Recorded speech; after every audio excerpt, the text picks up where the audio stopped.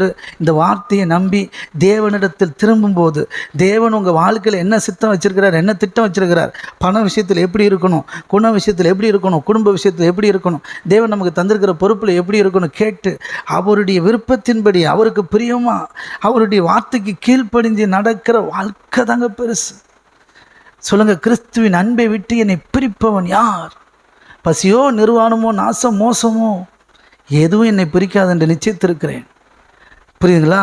இப்படியெல்லாம் டைலாக் விட்டுட்டு கேவலம் ஒரு இச்சைக்காக ஆண்டவர் மறுதளிச்சிடும். எத்தனை பேர் புரியுது? கிறிஸ்துவின் அன்பு நெருக்கி ஏவுதுன்றோம் இல்லையா?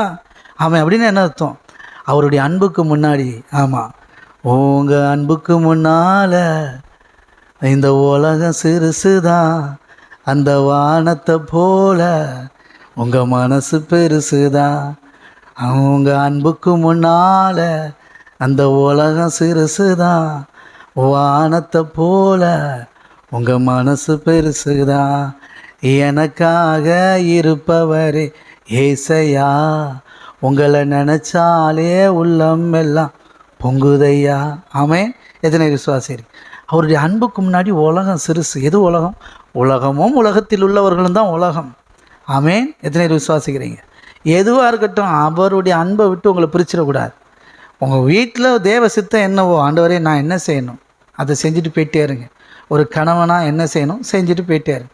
ஒரு மனைவியாக என்ன செய்யணும், ஒரு பிள்ளைகளாக என்ன செய்யணும், தேவ சித்தம் நிறைவேற ஒப்பு கொடுங்க. எத்தனை பேர் புரியுது? ஆமென். ஆமாம்.